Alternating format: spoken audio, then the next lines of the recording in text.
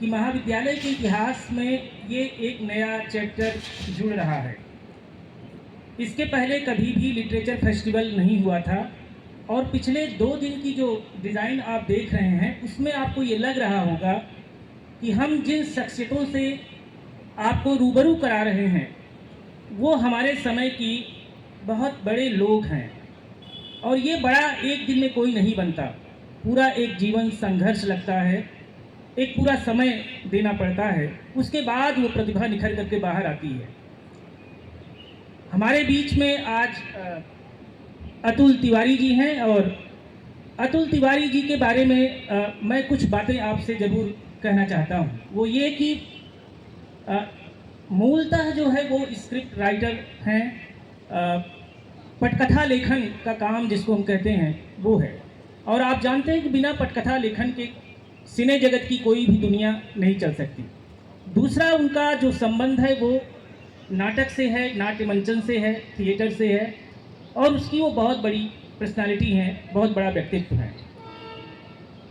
गालिब का एक बहुत मशहूर शेर है और बार बार हम लोग गालिब और मीर पर आ रहे हैं और उनका एक बड़ा मशहूर शेर है और भी दुनिया में सुखनवर बहुत अच्छे, कहते हैं कि गालिब का है अंदाजे बयां। और ये जो साहित्य और कला की दुनिया है उसमें अंदाजे बयां बहुत महत्वपूर्ण होता है और अतुल तिवारी जी का जो अंदाजे बयां है वो निस्संदेह एक अलग मुकाम रखता है, वो एक अलग जुदा की हैसियत रखता है। तो इसके अलावा उन्होंने बहुत काम किया।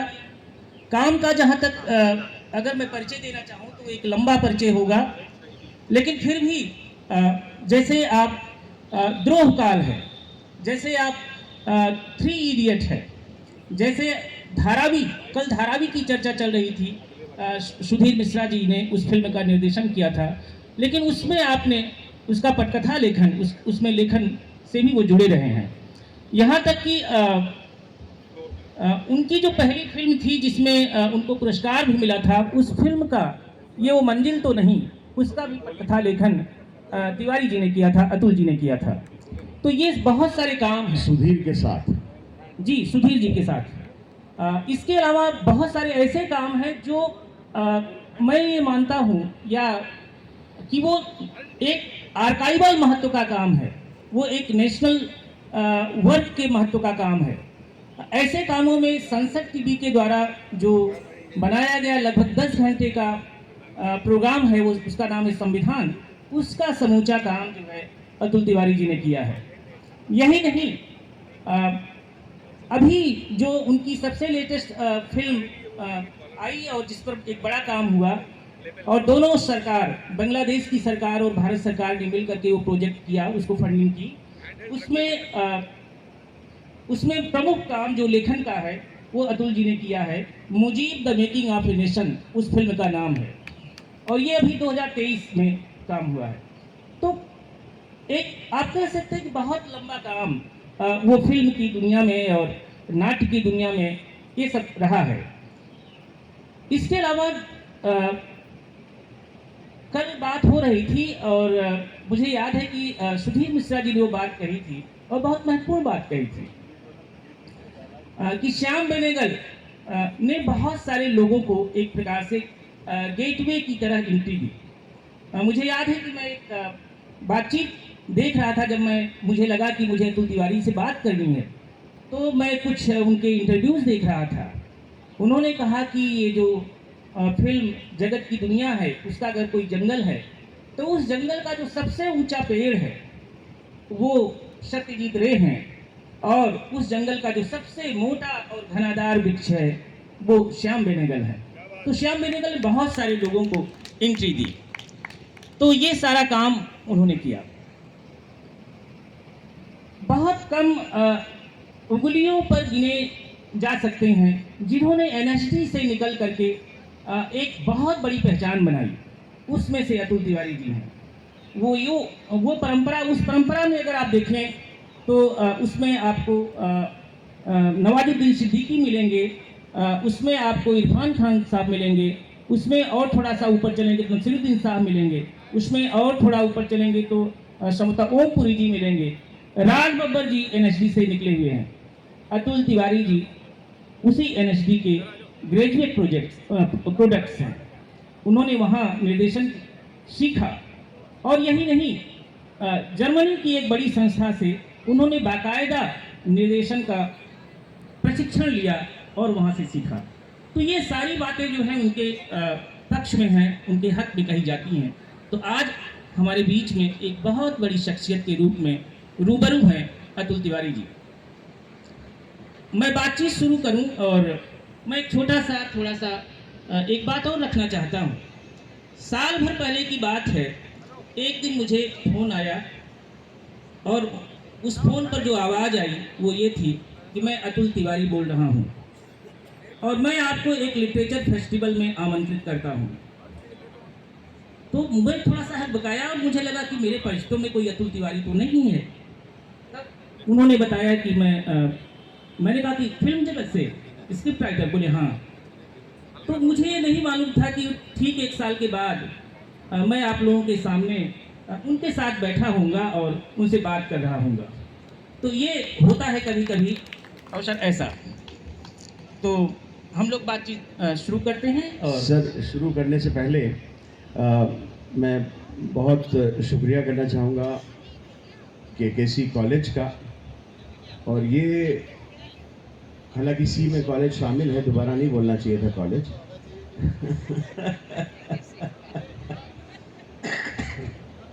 क्या करें, गंदी आदतें जाती नहीं। तो ये कॉलेज ये मेरे जहन का हिस्सा रहा है, क्योंकि मैं यहीं बगल में हुसैनगंज पे बाटा कंपनी के पास ही मेरा घर है। ऊपर वाले चौराहे से नीचे उतर के और पिछले अगले बर्लिंगटन चौराहे से पहले। तो ये मेरे लिए दूर की चीज़ नहीं थी बिल्कुल। और हम लखनऊ वालों के लिए तो ये इतने गर्व की और इतने एक पहचान रही है पूरे शहर की। 100 साल से पुराना ये कॉलेज। फिर इस कॉलेज की संस्थापना जिस परिवार ने की, उस परिवार से भी हम भी परिचित थे। हम तो लखनऊ वाला होने की वजह से परिचित थे परिवार से, और वरना ये भी संभव था कि तिवारी होने की वजह से परिचित होते उस परिवार से। लेकिन हम तिवारी होने की वजह से परिचित नहीं थे। हम भी हालांकि बैसवाड़े के हैं, हम भी कानकुब्ज हैं वगैरह वगैरह। लेकिन मेरा पालन पोषण जिस तरह के परिवार में हुआ, वहाँ जाति और धर्म के कोई माने नहीं थे। हालांकि मेरे सरनेम में तिवारी ज़रूर है, लेकिन जो मेरे घर में 2 तिवारी थे, जो मेरे बायोलॉजिकल पेरेंट्स थे, उनको मैंने कभी अम्मा और पापा नहीं कहा। पापा और अम्मी मैंने लखनऊ के एक शिया परिवार के प्रोफेसर वजीर हसन आब्दी और इनायत आब्दी जी को ही कहा है, और अभी भी कहता हूँ। हालांकि वो दोनों दुनिया में नहीं हैं।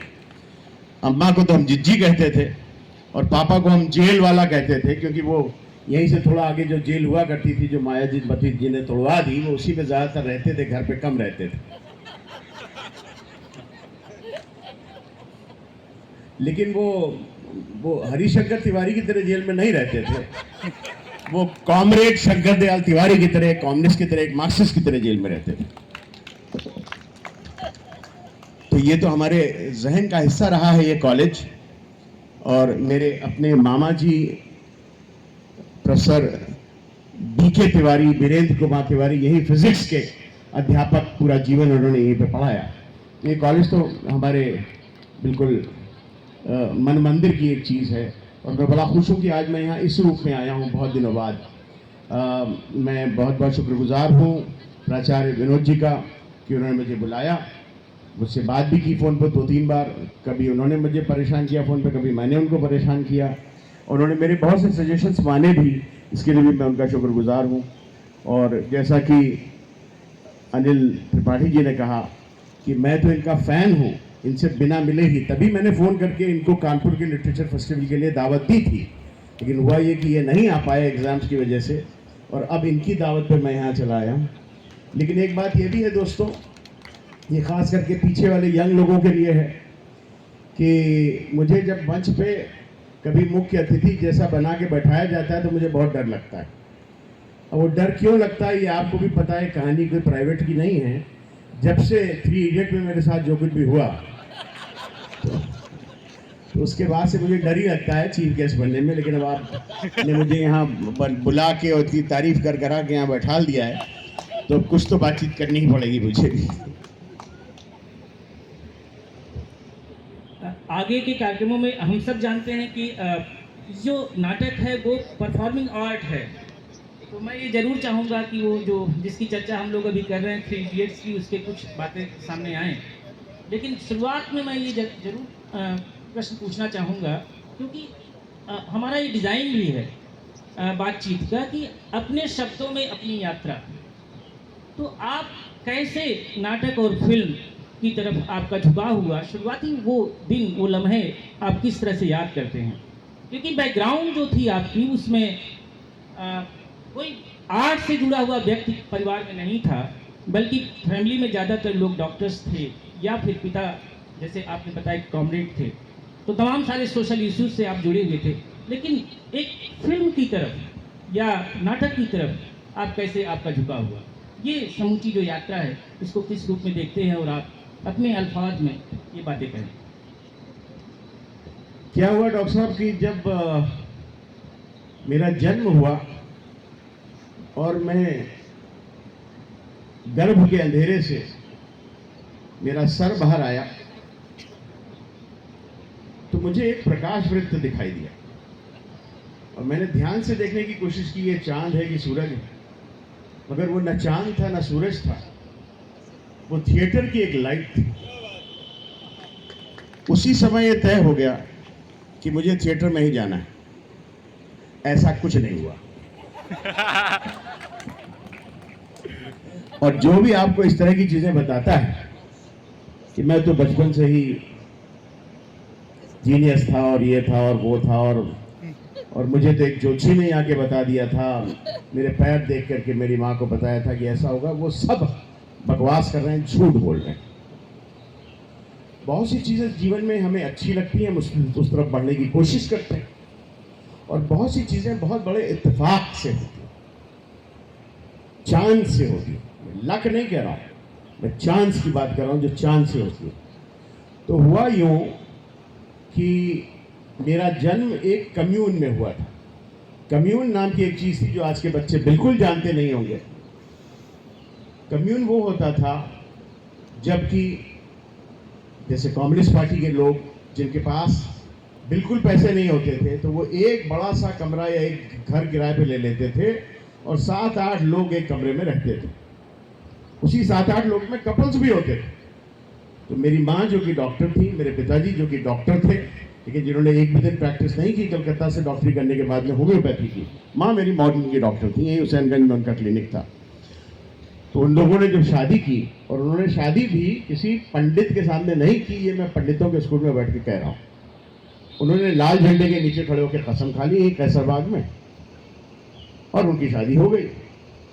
अब वो रहने के लिए वो कम्यून में ही रहते थे जहाँ के 7-8 लोग और भी रहते थे, और मेरा जन्म भी वहीं हुआ कि उन 7-8 लोगों को बेचारों को कुछ को तकलीफ से, कुछ को खुशी से कमरा छोड़ के जाना पड़ा होगा कि एक साहब आने वाले हैं अतुल तिवारी। तो बाद में हम लोग, अपना मकान होने का तो सवाल ही नहीं था, किराए के मकान होने का भी सवाल नहीं था, तो हमें रॉयल होटल में, जहाँ की जब राजीव भवन बन गया है, वहाँ पे एमएलए के क्वार्टर्स हुआ करते थे। और कम्युनिस्ट पार्टीज का एक ट्रेडिशन है कि वो जब उनको क्वार्टर अलॉट होता है तो ऐसा नहीं माना जाता है कि तुम तो अपनी तरफ से सिर्फ जीत के आए हो और आज जिस पार्टी में चाहोगे चले जाओगे, जो रोज़ होता है लखनऊ में, जो रोज़ होता है मध्य प्रदेश में, जो रोज़ होता है दुनिया भर में। तुम पार्टी की वजह से भी जीत के आए हो। तुमने जो वादे किए थे लोगों से, उसमें तुम्हारे अपने इंडिविजुअल वादे नहीं थे, पार्टी का भी एक मैनिफेस्टो था। तो पार्टी की वजह से जो तुमको जगह मिली है वो पार्टी को दो, उसमें से पार्टी तय करेगी कि तुम्हारी ज़रूरत कितनी है। तो एक कमरे में कुछ पार्टी के कॉमरेड लोग रहेंगे, एक पार्टी में तुम अपने एमएलए के तौर पे रहो। तो वहाँ हमको एक कमरा मिल गया। अब मेरे पिताजी तो अधिकतर जेलों में रहा करते थे, और अभी की बात नहीं है, पंडित जवाहरलाल नेहरू ने उनको जेल में रखा, बाद में शास्त्री जी ने उनको जेल में रखा, बाद में इंदिरा गांधी ने उनको जेल में रखा, और अगर वो जिंदा होते तो मोदी जी भी उनको जेल में ही रखते। तो वो तो ठीक बात है, लेकिन खैर, तो अब वहाँ रहते थे और मेरी माँ अकेले डॉक्टर, और नई नई डॉक्टर हुई थी, बहुत उनकी प्रैक्टिस बढ़ रही थी। तो समझ में नहीं आता था कि इस लौके का करें क्या। ठीक बगल की दीवार में रेडियो स्टेशन लखनऊ का होता है, आकाशवाणी, आप जानते हो। और आकाशवाणी में उन दिनों बच्चों के लिए एक प्रशिक्षण का प्रोग्राम था, जहाँ जाओगे और तुम पियानो के ऊपर संगीत सीखोगे। एक क्लास होता था कुछ 1-1.5-2 घंटे का। तो क्योंकि मेरी माँ को समझ में नहीं आता था कि मैं कहाँ करूँ, कहाँ ले जाऊँ इसको, अब ये अपने नर्सरी के जी से भी लौट आए, तो मेरी माँ वहीं बगल के दरवाजे में मुझे आकाशवाणी में भेज दिया करती थी। आकाशवाणी में संगीत सीखते सीखते, फिर वहाँ होने वाले नाटक देखते देखते मैंने 9 साल की उम्र में अपना पहला ऑडिशन पास कर लिया। और वहाँ से जो प्रदर्श कलाओं के, या जिसको हम परफॉर्मिंग आर्ट्स कहते हैं, उनके तिलिस्म में मैं जो आया, तो उसके बाद में मेरा फ्यूचर कुछ और बचा नहीं था। मैंने किसी तरह से इंटरमीडिएट पास किया, जो कि बेसिक मिनिमम एजुकेशन थी, और उसके बाद में मेरा दाखिला राष्ट्रीय नाट्य विद्यालय में हो गया।